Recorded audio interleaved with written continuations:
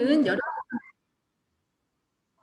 본문 말씀에 비추어 안디옥 교회에 대해서 나눠보고자 합니다.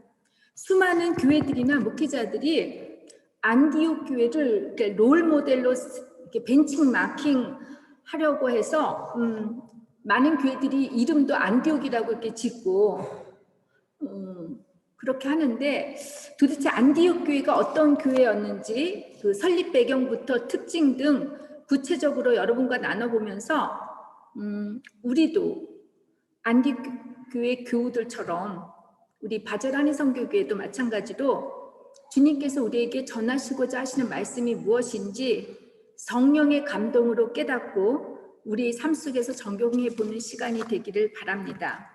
사도행전 11장 후반부터는 이제 베드로와 사도들의 중축을 이루었던 예루살렘 교회 공동체에서 서서히 이제 안디옥에 있는 안디옥 교회의 공동체와 바울의 사역으로 그 중심축이 바뀌기 시작합니다. 복음의 선교 대상이 유대인을 향한 유대인 중심에서부터 이제는 이방인을 향한 이방인 땅으로 점점 확산되는데, 그 출발점이 안디옥 교회입니다. 19절에서 보니까 헬라파 유대 기독교인이었던 스데반의 순교와 함께 예루살렘 교회를 향한 무서운 핍박과 박해가 시작되었고, 이로 인하여 헬라파 유대인 기독교인들이 곳곳에 흩어지게 되었습니다. 주님께서는 예루살렘과 유다와 사마리아 땅끝까지 복음을 전하라고 명령하셨는데, 예수의 12제자들과 주님의 많은 제자들은 예루살렘과 유다와 사마리아에만 머물러서 복음을 전하고자 하니까 스데반의 순교가 필요했을 것입니다. 주님, 여기가 좋사오니 하고 머물러 있으려니까 주님께서 그 누군가의 희생을 통해서라도 한 생명을 구원하시기 위해 흩어지게 하십니다. 참으로 하나님께서는 우리의 상식과 이해를 넘어 다양한 방법으로 일을 하십니다.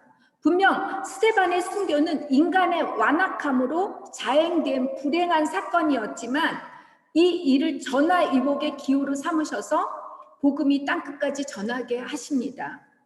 때론 여러분들께 도저히 이해할 수도 없는, 헤아릴 수도 없는 어떤 어려운 문제들과 고난들이 이렇게 부딪히게 되지만, 여러분들 좌절하거나 실망하지 마셨으면 합니다. 하나님께서는 분명히 이 고난과 아픔을 통해서 한 사람의 영혼을 구하는데 귀한 약재로 축복의 통로로 쓰실 것이기 때문입니다. 내 자아가, 내 성격이, 인격이 바뀌지 않고 변하지 않으니까 가족도 친구도 주변 사람에게도 복음이 전파되지 못하고 도리어 방해가 되니까 하나님께서 나의 옛 자아를 먼저 죽게 하시려고 내 몫에 지은 십자가를 지게 하십니다. 지난주 설교에서 증인이라는 말은 순교자라는 의미가 담겨 있다고 했습니다. 모든 사도들을 마르투라고 했죠. 말과 행동이 일치되어야 하는 그 증인의 삶이 바로 순교자의 삶이라고 했습니다. 아직도 내가 뻣뻣이 기가 살아서 못된 자아를 죽이지 못하고 있으니까 가족의 구원이, 주변 사람들의 구원이 늦어지고 있는 것이 아닐까, 우리 한번 생각해 봤으면 합니다. 스데반의 순교를 계기로 흩어진 사람들 중에 어떤 이는 베니까, 오늘 레바논이죠. 어떤 이는 구브로, 아까 우리 현대 성경으로 찌프루스, 독일말로 지펀이라고 그러죠. 그리고 어떤 이는 안디옥, 시리아에 이르렀다고 합니다. 안디옥이라고 하는 지명에 대해 성경에는 두 곳이 이렇게 기록되어 있는데, 하나는 터키 남부에 위치한 디시디아 안디옥이고, 다른 하나는 시리아 국경 지역에 인접해 있는 수리아 안디옥인데, 오늘 본문의 말씀에 등장하는 안디옥은 바로 수리아 안디옥을 말합니다. 수리아 안디옥은 BC 300년경 수리아의 셀루커스 1세가 세운 도시이고, 이 도시는 군사적 상업적인 도시로서 로마 시대에서는 수리아 그 주의 수도였습니다.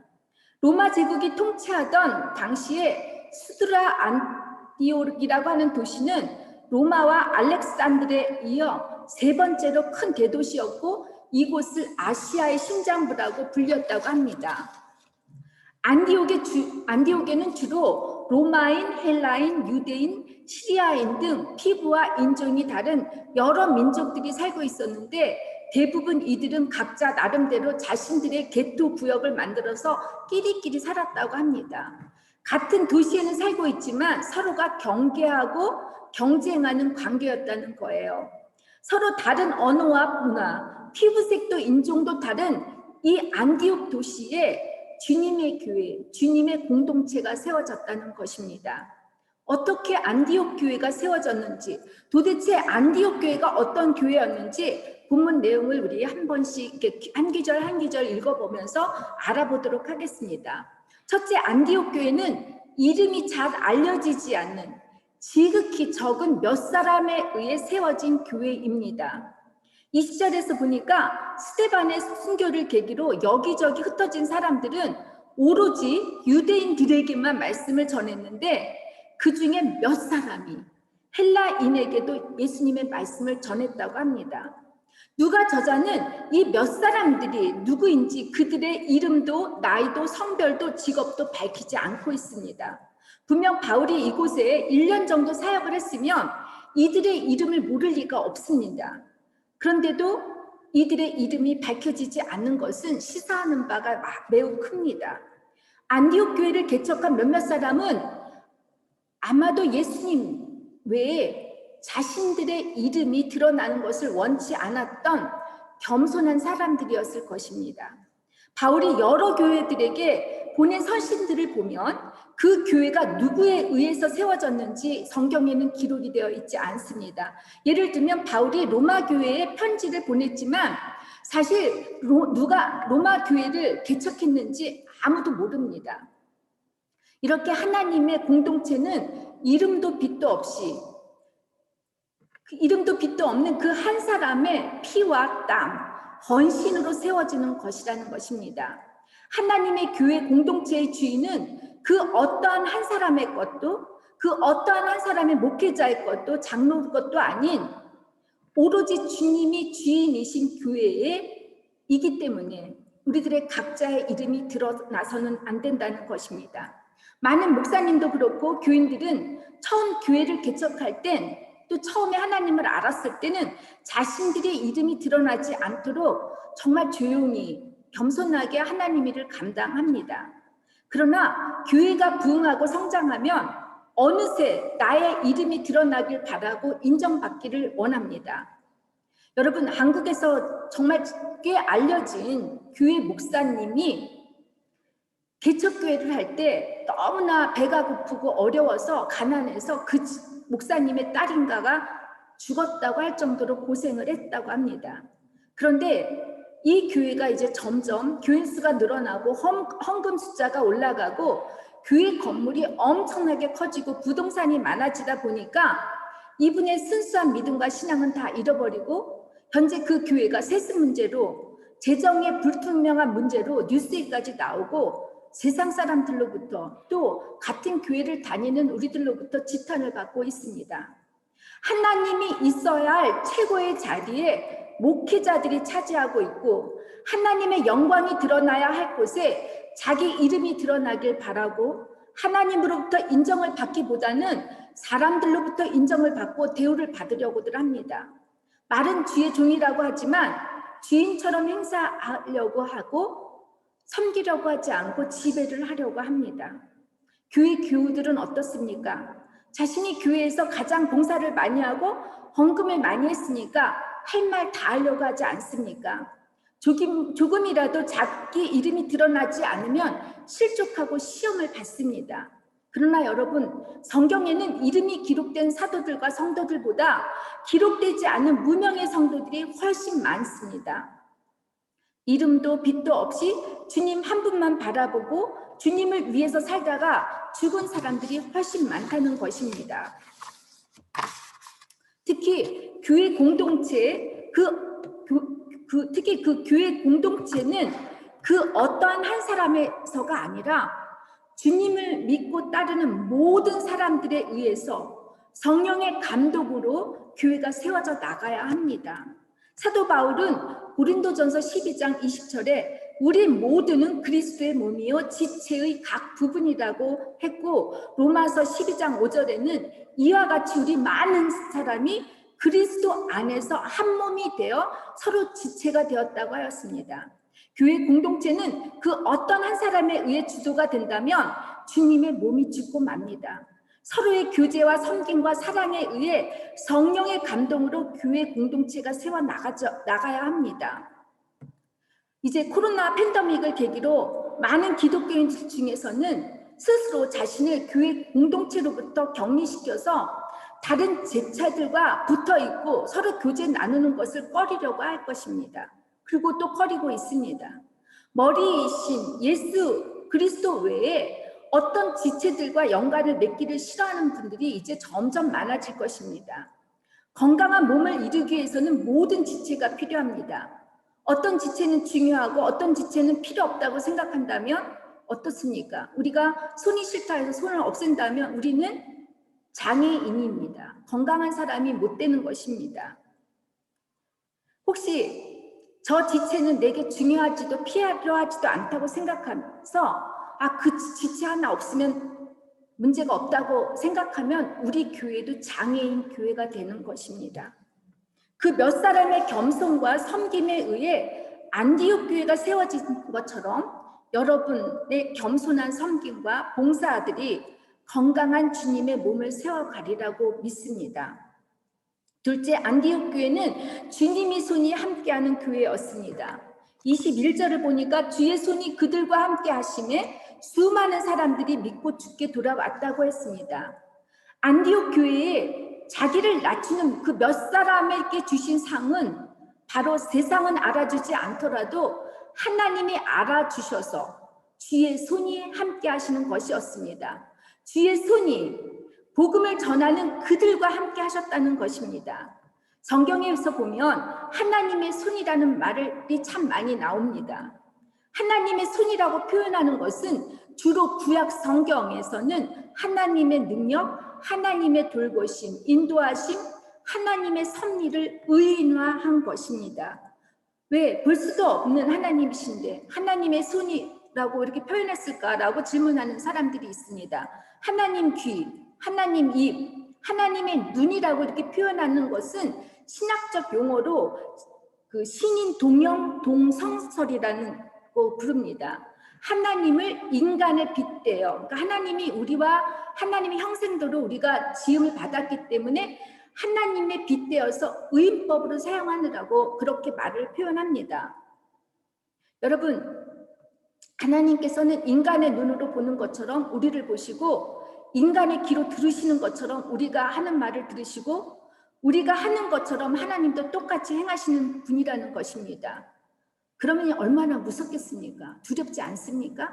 우리가 하나님이 내가 하는 말 다 듣고 계시고 내가 하는 일 다 보고 계시고 이렇게 하나님이 나하고 이렇게 다 동행하고 있다면 하나님께서 우리를 너무너무 잘 알고 계실 텐데 우리가 함부로 행동을 해서도 말을 해서도 안 될 것입니다. 여러분, 사람이 태어날 때 두 손을 꼭 잡고 태어나지만 떠날 때는 어떡하죠? 두 손을 다 펴고 죽습니다. 세상이 너무너무 각박한 것을 아니까 우리 아이들이 태어나면서부터 움켜잡으려고 이렇게 살려고 하는 것 같습니다.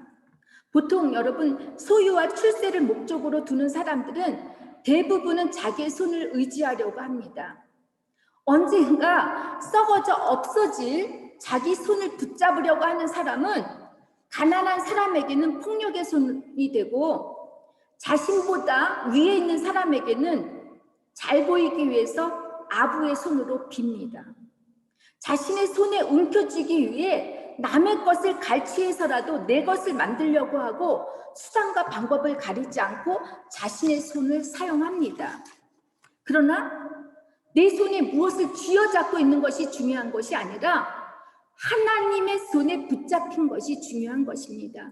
우리를 창조하신 하나님의 손에, 때로는 징계로, 때로는 보호하시는 주님의 손에 우리의 인생이 붙잡혀 있을 때 하나님께서는 놀랍게도 감동의 역사를 이루십니다. 세 번째, 안디옥 교회는 소문난 교회였습니다. 안디옥 교회에 대한 긍정적 소문이 퍼져서 480km나 떨어져 있는 그 예루살렘 교회까지 들리게 되니까 예루살렘 교회에서는 이제 안디옥 교회를 도울 바나바를 발송했습니다. 소문에 대한 고사성어가 참 많습니다. 그 중에 사불급설이라는 말이 있습니다. 내 말이 끄는 빠른 술에도 사람의 혀에는 미치지 못한다는 뜻입니다. 아마 우리 여자분들은 남자들보다 이 소문을 훨씬 빨리 전할 거라고 생각합니다. 또 우리가 잘 아는 발 없는 말이 천리를 간다는 속담처럼 소문은 아주 빨리 확산됩니다. 특히 나쁜 소식에 대해서는 더 빨리 전달됩니다. 내가 원하든 원하지 않든 간에 소문이 나게 되어 있습니다. 고린도전서 4장 9절에 보면 그리스도의 일꾼들은 세계 곧 천사와 사람들에게 구경거리가 되었다고 할 정도로 우리 기독교인들은 누구보다도 세상에서 소문이 나게 좋은 대상입니다. 내가 예수를 믿겠다고 고백한 순간부터 우리는 세상 사람들로부터 구경거리가 될 수밖에 없습니다. 유감스럽게도 오늘날 많은 교회와 목사님들이 있는데 그 몇몇 교회와 목사님들의 비리와 잘못 때문에 또한 몇몇 사람들의 잘못된 기독교인들 때문에 기독교에 대한 이미지가 실추를 하고 사람들에게 손가락질을 받고 비난이 대상이 되고 많은 교인들이 가난한 교인들로 이렇게 점점 늘어나고 있습니다. 여러분, 우리들에게 가장 좋은 소문은 무엇이겠습니까? 여러분들이 가장 좋은 소문이 무엇이겠습니까? 저는 우리가 예수를 잘 믿고 예수님의 말씀대로 잘 사는 사람이라는 소문이라고 생각합니다. 그렇지 않습니까?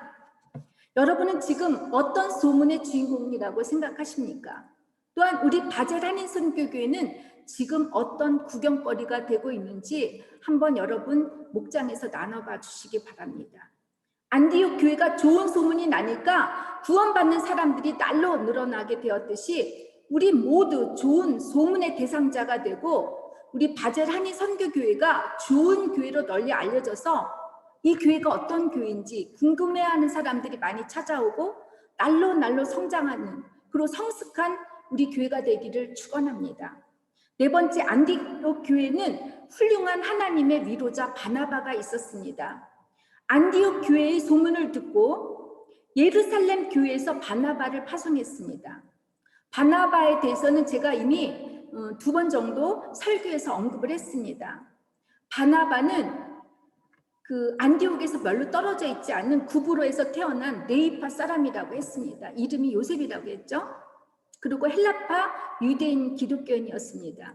권명과 위로의 아들이라는 이름으로 그는 예루살렘 교회를 위해 자신의 땅을 다 팔아 헌금을 했을 정도로 착하고 좋은 사람이었고 사울이 회심을 하고 예루살렘으로 갈 때 사울을 동행할 사람이 아무도 없는데 그리고 꺼려할 때 바울이 자진해서 사도 바울을 데리고 예루살렘으로 가서 그의 회심을 증인해 준 정말 온유하고 신실한 착한 성품의 사람이었습니다. 또 그에게는 성령의 충만함이 있었습니다. 안디옥 교회를 위해서는 바나바가 가장 합당한 사람이라는 것을 예루살렘 교회는 잘 알고 있었던 것 같아요. 외국에서 태어난 그였기에 언어도 문화적으로도 그리고 신앙적으로도 안디옥 교회를 잘 이해할 수 있고 품을 수 있었던 사람이라는 거예요. 만일 예루살렘 교회에서 유대교의 관습과 전통에서 벗어나지 못한 뼛속까지 유대인이었던 사도들을 보냈다면 여러분 어떻게 됐겠습니까? 다행히 고넬료 사건으로 인해서 베드로는 유대인이 아닌 이방인 사람들에게도 복음이 전파되었다 하는 것이 하나님이 원하시고 하나님이 뜻하신 일이라는 것을 깨닫긴 했지만 그럼에도 불구하고 히브리파 유대인 그리스도인들이나 또 전통 히브리파 유대인들에게는 이방인에 대한 시선이나 고정관념이 쉽게 변할 리가 없을 것입니다. 예전에 제가 그 한인교회를 다녔을 때 아주 그때 제가 아마 유학 와서 얼마 안 됐는데 그때 한국에서 이제 제가 유학 와서 한참 됐을 거예요. 근데 한국에서 어떤 목사님이 한 분이 오셨어요. 근데 그분이 그냥 시내를 한 바퀴 돌고 나서 그 돈 인상으로 이 독일이 전체가 어떻다라고 이렇게 판단을 하시는 거를 보고 나서 제가 저 판단이 정말 옳을까 하는 생각을 해봤는데 정말 우리 교회에도 마찬가지일 거예요. 한국의 전통적인 목사님이 또 제가 또 여자 목회자이다 보면은 물론 요즘엔 여자 목회자도 많은데 전혀 맞지 않은 분이 여기 오셔서 설교하신다면 여러분들은 좋아하실까요? 뼛속까지 유대인인 사도들 중 그 누군가를 안디옥 교회에 파송했다면 율법이 옳다, 뭐 그르다, 할례를 받는 게 옳다, 그르다 날마다 싸움과 갈등이 일어났을 겁니다. 또 문화나 언어 소통에도 문제가 있어서 서로들 오해하고 정말 갈등이 끊임이 없이 일어날 것입니다. 안디옥 교회에 도착한 바나바는 할례도 받지 않은 안디옥의 이방인들에게 베푸신 하나님의 구원의 은혜에 감격하면서 안디옥 교인들에게 굳건한 마음으로 주와 함께 머물러 있으라고 권합니다. 이때 권하다는 말을 보면 헬라어 언어로 보면 미래 완료형 팍락할레오로 쓰여져 있는데 이것은 한 번만 말한 것이 아니라 매 순간 매번 이야기를 했다는 것입니다. 굳건한 마음이란 사람들 앞에 맹세라도 하는 듯 주님을 향한 나의 그 단호한 의지가 흔들림 없고 변함없이 이제 주님만 붙잡겠다라는 그런 뜻입니다. 요한복음 15장에 보면 우리가 잘 아는 예수님의 비유 말씀이 나옵니다. 예수님은 생명의 참 포도나무이고 하나님 아버지는 농부이시고 우리들은 포도나무 가지라고 했습니다. 여러분, 가지는 할 것이 아무것도 없습니다. 그냥 붙어만 있어서 농부의 보살핌과 건강하고 뿌리 깊은 참 포도나무가 전달해주는 영양분만을 받아 먹기만 하면 됩니다. 그런데 가지가 나무에 붙어있지 않으면 어떻게 되죠? 그 나무 가지는 메말라서 죽어서 땔감으로밖에 쓸 수가 없습니다. 여러분, 교회도 마찬가지입니다. 내 마음에 들지 않고 목회자나 성도들에게 뭔가 섭섭하고 시험이 들었다 해서 공동체를 떠나는 사람들이 있습니다. 주님의 몸이 중심인 정전은 주님의 몸이에요.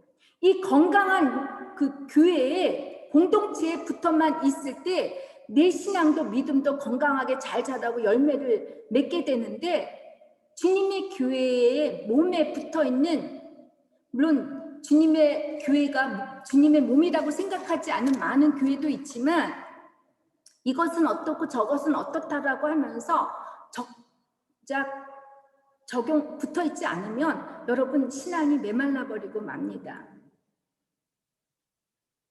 제가 2주 전에 저에게 아주 가장 어려운 시험이 있었습니다. 정말 속상한 일이었습니다. 제가 목회를 그만두고 싶을 만큼 억울하고 속상하고 그래서 제가 아무것도 마실 수도 먹을 수도 없을 정도로 참 많이 힘들어 했었습니다. 제가 이 사건을 계기로 저를 많이 뒤돌아봤는데 저는 예수님께 붙어 있어서 그분이 주시는 힘과 기쁨으로 지금까지 에너지를 가지고 살았는데 어느 순간에 제가 목회자라는 것에 대한 이 책임 때문에 눌려서 그런지 제 힘과 노력으로 목회를 하려고 애썼던 것 같습니다. 예수님이 광야에서 시험을 받을 때 첫 번째 시험이 돌을 떡으로 만들라고 이렇게 속삭임인데 저는 떡을 만들려고 너무너무 무지 애를 썼던 것 같습니다. 나의 힘으로 하다 보니까 어느새 기쁨은 사라지게 되고 지쳐가고 그리고 저는 목회자감이 아니라는 것들이 점점 이렇게 눌리게 되었는데 내가 사람들이 요구하는 그 떡 잘해야 되고 똑똑해야 되고 이런 것들에 대해서 제가 너무너무 그 떡을 만들려고 하니까 저는 돌인데 정말 부족한 게 많은데 이 부족한 것을 떡으로 만들려고 하려고 하다 보니까 제 열심도 노력도 어떤 열매를 거두기보다는 제가 지쳐서 죽게 되었는데, 그 일을 계기로 제가 저를 곰곰이 생각했습니다. 윤리적으로 인간적으로 빠지면 어쩌면 제 생각이 맞을 수도 있습니다. 나는 교회 교인들로부터 이렇게 종속되는 것을 원하지 않아서 한인교회도 그렇게 제가 사역하고자 했고, 또 그런 마음의 변함이 없습니다. 그러다 보니까 제가 저도 모르게 섭섭한 마음들도 들고, 제가 원하는 대로 이루어지지 않으면 많이 제 스스로가 지쳐가고 이랬던 것 같습니다. 그러다 보니까 제가 메말라 있었는데, 그 사건으로 인해서 하나님께서 저를 다른 거를 원하지 않으셨습니다. 너가 목회를 얼마큼 잘해서 바젤 한인선교교회나 독일교회나 얼마나 많은 사람들을 너가 모으고, 그런 능력을 주님께서 저한테 원하는 게 아니라, 사랑하는 딸아, 나는 너하고 함께 그냥 누리고 싶어. 이 시간을 누리고 예전처럼 기쁨으로 너가 살기를 바래 라고 하신 그런 주님의 음성을 들었습니다. 여러분, 바나바의 이 신실한 목회와 신앙적인 모범과 인격적인 가마를 통해서 안디옥 교회는 사람들이 다 많이 늘어나는 놀라운 역사가 일어났듯이, 저도 정말 하나님께서 주님께만 이렇게 주님께 붙잡힘을 받을 때 성령의 충만함으로 여러분과 함께 한마음 한뜻으로 저희 교회를 섬기고 저희 교회가 부흥했으면 합니다. 5번째, 안디옥 교회는 바나바와 사울이 함께 공동 목회를 하는 교회였습니다.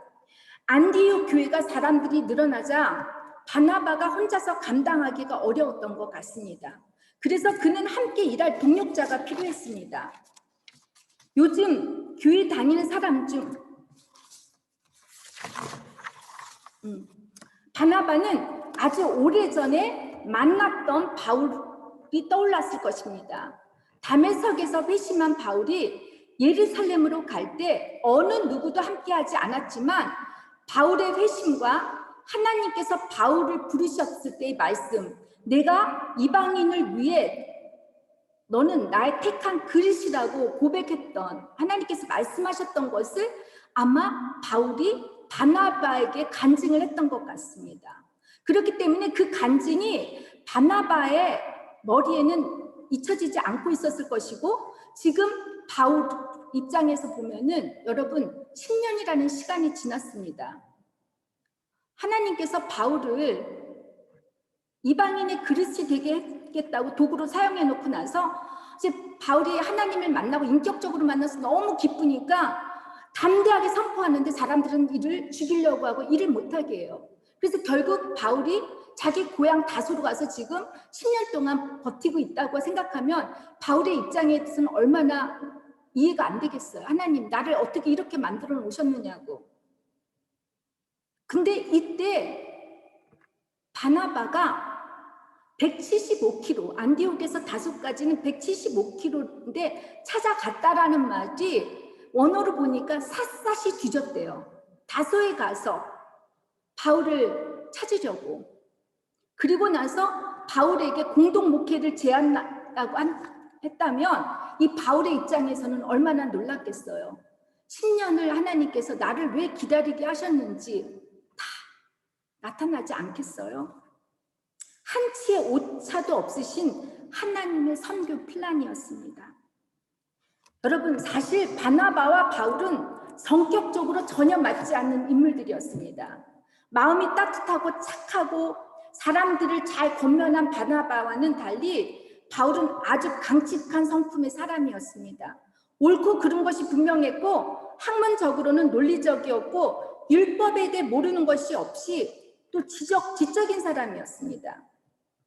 지적인 사람이 지적도 잘하죠. 그러나 그는 너무나 솔직하다 못해 자신의 분노 감정을 컨트롤하지 못해서 후에 바나바의 조카인 마가 때문에 바울과 바나와 심하게 다투는 사건이 생기게 되고 바울이 마가를 용납을 안 합니다. 이렇게 서로 다른 두 사람인데 주님 앞에서 같은 마음을 갖고 같은 뜻을 갖고 목회를 하니까 교회가 발전하게 될 수밖에 없었다고 했습니다. 아까 우리 권영숙 집사님께서 간증하실 때 내가 누구를 위해서 기도하다 보니까 그 사람이 나하고 틀리고 맞지 않는다 해도 사랑할 수 있다고 하는 것처럼 내가 그 누구의 중보 기도를 통해서 같이 목회를 하다 보면, 동역을 하다 보면 사랑할 수밖에 없습니다. 그런데 여러분, 한국은 어떻죠? 독일도 마찬가지예요. 목회자들 사이가 제가 진짜 독일교회 목회를 하면서도 느끼는 건데, 저부터도 그렇지만 목회자들이 상담받아야 할 사람들이 수많이 많아요. 테라피 받아야 할 사람들이 너무너무 많아요. 목사님들은 독일교회도 마찬가지예요. 자기 아이디어는 안 줘요. 얼마나 질투가 심하고 얼마나 인정받으려고 그러는지 몰라요. 근데 저는 안 그랬어요. 진짜 제가 갖고 있는 자료들을 다 나눠주고 그러는데, 한국에도 마찬가지 아니에요? 커다란 교회를 보세요. 담임 목사님 밑에 부목사님이 있어요. 같은 목사인데 누구는 담임 목사고 누구는 부목사야. 그러다 보니까 부목사님들이 따까리 해야 되고 담임 목사한테 잘 보여야 되니까 이 부목사님들이, 요즘에는 부목사님들이 뭐 운전까지 다 해야 된대요. 월급은 담임 목사님에 비해서 정말 너무너무 적게 받는데, 그러니까 부목사님들이 내가 있잖아, 구멍가게도 내 가게가 좋다, 내가 주인인 게 좋다고, 물론 우리 남자분들도 윗사람들한테 정말 눌리고 팽당할까봐 진짜, 그래서 남자들도 서로가 사업하려고 하지 않습니까? 그런데 바나바와 바울은 틀렸습니다. 서로가 경쟁의 대상을 하지 않았어요. 서로가 다르지만 이 다름을 인정하고 그렇게 함께 동역을 했다는 것입니다. 저는 저희 교회 바젤하니 선교교회를 안디옥 교회 같은 교회로 저는 정말 만들고 싶습니다. 제 이름도 드러나지 않고 정말 평신도가 지도자가 되어서 그런 교회를 운영하고 각자가 자기가 할 수 있는 역할대로 최선을 다해서 교회를 섬길 때 저희 바젤하니 선교교회도 정말 질적으로 양적으로 많이 부흥성장하는 교회가 되었으면 합니다. 마지막으로 안디옥 교회는 최초로 그리스도인이라고 하는 이름의 명칭을 얻게 됩니다. 그리스도인이란 그리스도에게 붙어있는 사람이라는 뜻입니다. 그리스도인이란 용어가 신약 성경에 딱 3번 등장해요. 안디옥 교회에 붙여진 이름과, 그리고 베드로전서에도 나오고 사도행전 26장에도 나오는데, 놀랍게도 그리스도란 명칭이 신자들인 우리들의 입에서 나온 것이 아니라 불신자들의 입에서 나왔습니다. 처음 그리스도인이라는 말은 이방인의 시각에서는 그리 달갑지 않은 존재들이었습니다. 로마 제국의 역사가이기도 하고 정치가인 타키투스는 그리스도인들을 수치스럽고 간교한 것들을 따르는 사람들이라고 이렇게 기록을 했습니다. 그러나 이방인의 눈에 볼 때 바보 같고 이상한 미친 사람들처럼 보이고 놀림을 받던 그 그리스도인들이 어떻게 됩니까?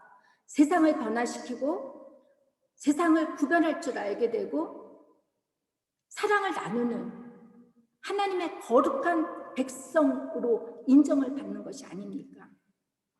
이때로부터 이제 기독교인과 유대교인, 기독교인 유대교와 유대교가 이제 분리가 되고 우리가 독자적인 기독교의 신앙을 갖게 됩니다. 여러분, 고넬료 사건으로 인해서 베드로가 유대인이 아닌 이방 사람들에게도 복음이 전파되는 것이 하나님이 이거 다 했죠. 여러분, 요즘 교회 다니는 사람들 중에 그런데 그리스도인이라고 이렇게 할 수 있는 사람들 참 보기 힘든 시대에 있지 않습니까? 우리 사회는 교회가 목회자와 성도가 세상과 다르기를 기대하고 요구하고 있지만 목회자와 교우들이 비신자들과 전혀 다르지 않게 살고 있습니다. 예수님을 믿거나 믿지 않거나 모두가 돈을 좋아하고 권리와 명예를 추구하려고 합니다. 수단과 방법을 가리지 않고 물질을 쫓고 세상적 성공을 위해 사는데 어쩌면 우리 기독교인들이 더 앞장을 서서 이렇게 하니까 우리 기독교인들을 개독교라고 하고 목사를 먹사라고 이렇게 우리가 조롱을 당하고 있지 않습니까? 요즘은 특히 한국에서는 내가 교회를 다닌다고 하면 아예 사람들이 보려고 하지도 않는데요. 신뢰를 가장 할 수 없는 사람들이 기독교인이라는 거예요. 여러분, 진정으로 교회가 교회다워지고 신자가 신자다워져야만 합니다. 우리가 그리스도인이라고 한다면 우리가 부끄럽지 않게 살아야 합니다. 안디옥 교회가 성령이 충만해서 말과 행동과 모든 것이 일치가 되니까 여기에 누구를 보냅니까? 예루살렘에서 선지자들이 와서 앞으로의 미래에 있을 일들을 얘기를 해줍니다. 흉년이 있을 거라는 거예요. 역사가로 맞을 때는 그 당시에 흉년이 있었는지 정확하게 한 지역에만 있었다고 하는데 아무튼 예루살렘 교회에 흉년이 그때 들어서 많은 사람들이 고통을 받고 있었을 것입니다. 그래서 이 안디옥 교회에서는 구제 헌금을 그쪽에다 보내게 됩니다. 여러분, 이제 애프터 코로나가 어떻게 될지 모릅니다. 저희 교회의 교우들은 비록 사람이 많지는 않다 할지라도 여러분들이 100을 감당하고 1000을 감당하고 7000을 감당한다면 여러분들 이제 우리는 우리 교회에서 미래를 볼 수 있는 말을 할 수 있는 선지자들이 나와야 합니다. 그래서 우리 아이들이 미래를 위해서 정말 어떻게 말씀대로 살아야 되는지를 우리가 이 아이들을 키워야 합니다. 그러기 위해서는 여러분들 우리는 어떻게 해야 됩니까? 말씀과 기도로서 우리는 날마다 한마음 한뜻으로 이 교회에 정말 주님이 늘 우리와 함께하고 있음을 깨달으면서 붙어만 있어서 정말 은혜를 나누고 함께 눈물로 기도하고 눈물로 다른 사람을 애통하게 사랑하면서 우리가 나아갈 때 하나님께서는 여러분들 가족뿐만이 아니라 여러분들 일터에도 여러분 직장에도 하나님께서 놀랍게 역사하십니다. 왜냐하면 우리가 잘 되어야지만 우리가 일을 할 수 있지 않습니까? 그렇지 않습니까? 그러니까 여러분들 내가 교만해서 내 스스로 잘해가지고 나는 이거 내가 한 것이야 이렇게 고백하지 못하게 우리가 연합하여 같이 중보기도하고 이루어지는 이 놀라운 역사들, 기적들을 함께 나누고 그랬을 때 우리는 미래를 바라볼 수 있는 저희 바젤 한인선교교회가 되고 여러분 모두가 선지자의 역할을 잘 감당해 주시기를 주님의 이름으로 부탁드립니다. 다 같이 기도하시겠습니다. 주님 감사합니다. 안디옥 교회를 통해서 저희 바젤 한인선교교회와 또 저와 우리 교우들에게 하신 주님의 말씀이 있습니다. 하나님 붙어만 있게 해주시옵소서. 떠나지 않고 주님께 붙어만 있을 때 주님으로부터 받는 그 영양분을 가지고 저희들이 주의 나라를 위해서 열심히 일할 수 있는 주님의 자녀들이 다 되게 하시고 우리들의 각자의 어려운 모든 일들은 하나님께서 해결해 주실 것을 믿고 하나님 우리는 늘 죄짓지 말고 바르게 살아갈 수 있는 주님의 자녀들이 다 되게 하여 주시옵소서. 예수님의 이름으로 기도드립니다. 아멘. 지금은 세상 끝날까지 우리를 버리지 아니하시고 함께 하시는 성자 예수 그리스도의 은혜와 무한하신 하나님의 사랑하심과 우리를 진리 가운데로 인도하시는 성령의 감화와 감동하심과 교통하심이 이제로부터 영원히 함께 하시기를 간절히 축원하옵나이다. 아멘. 감사합니다. 이제 예배 모두 마쳤습니다.